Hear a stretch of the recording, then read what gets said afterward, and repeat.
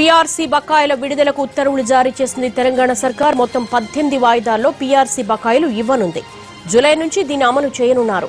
9 నెలలుగా పెండింగ్ లో ఈ బకాయిలు మొత్తం 3,000 కోట్ల రూపాయలు ఉండగా ఈ ఉత్తర్వులతో 3 లక్షల మంది ఉద్యోగులు 2.5 లక్షల మంది పెన్షనర్లకు లబ్ధి చేకూరనుంది.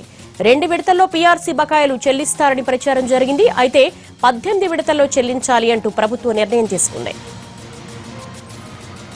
పీఆర్సీకి సంబంధించి పూర్తి డీటెయిల్స్ మా ప్రతినిధి మహేష్ అడిగి తెలుసుకుందాం.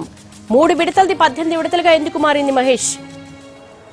దేవి, ప్రభుత్వం కొద్దిసేపటి క్రితమే పీఆర్సీ బకాయిలను చెల్లించేందుకు ఉత్తర్వులు జారీ చేసింది. ఏదైతే తెలంగాణ ప్రభుత్వం ఏర్పడిన తర్వాత 10వ పీఆర్సీని మార్చి 2015లో నుండి అమలు చేస్తుంది. అయితే తెలంగాణ జూన్ 2, 2014 ఏర్పడినటువంటి నేపథ్యంలో ఏదైతే పెరిగిన పీఆర్సీ ఉందో ఈ పీఆర్సీని జూన్ 2, 2014 నుండి అమలు చేస్తామని చెప్పేసి ముఖ్యమంత్రి హామీ ఇచ్చారు. అయితే 2015 మార్చితో పాటు అప్పటి నుండే పెరిగిన పీఆర్సీ జీతంలో కలుస్తూ వస్తున్నప్పటికీ ఏదైతే జూన్ 2, 2014 నుండి ఫిబ్రవరి 28, 2015 వరకు ఏవైతే 9 నెలల బకాయిలు ఈ బకాయిలను కూడా నగదు రూపంలో చెల్లిస్తామని చెప్పేసి ముఖ్యమంత్రి 2015 మార్చిలోనే ఉద్యోగ సంఘాలకి హామీ ఇవ్వడం జరిగింది.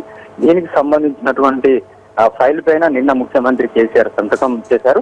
ఈ ఆర్థిక సంవత్సరంలో ఏదైతే 9 నెలల బకాయిలు దాంట్లో 50% ఈ ఆర్థిక సంవత్సరంలో, మిగతా 50% వచ్చే ఆర్థిక సంవత్సరంలో చెల్లించాలని చెప్పేసి కూడా ముఖ్యమంత్రి నిర్ణయించారు. అయితే ఈ 50% ఏవైతే బకాయిలు ఉన్నాయో ఈ బకాయిలను ఏ విధంగా చెల్లించడంపై ఆర్థిక శాఖ కసరత్తు చేసి ఉన్నటువంటి ఫైనాన్షియల్ సిచ్యువేషన్ ని దృష్టిలో పెట్టుకుని మొత్తం ఈ ఆర్థిక సంవత్సరంలో 9 నెలలు, అదేవిధంగా వచ్చే ఆర్థిక సంవత్సరంలో 9 నెలల పాటు 9 నెలలు మొత్తం 18 విడతలుగా ఇవ్వాలని చెప్పేసి నిర్ణయించింది. అయితే దీనికి సంబంధించినటువంటి ఉత్తర్వులు జారీ చేసినప్పటికీ జూన్ నెల జీతంతో ఏదైతే జూలై 1న ఉద్యోగుల అకౌంట్ లో పడేటువంటి జీతం ఏదైతుందో ఈ జీతంతో కలిపి మొదటి వాయిదాను ఇవ్వాలని మొత్తం అప్పటి నుండి జూలై 1 నుండి 18 నెలల పాటు ప్రతి నెల 1వ తేదీన ఈ వాయిదా జీతంతో పాటు ఈ పీఆర్సీ బకాయిలు వాటిని కూడా వేయాలని చెప్పేసి ప్రభుత్వం నిర్ణయించింది. అయితే దీనిపైన ఉద్యోగ సంఘాల నుంచి మిశ్రమ స్పందన ఏర్పడుతుంది.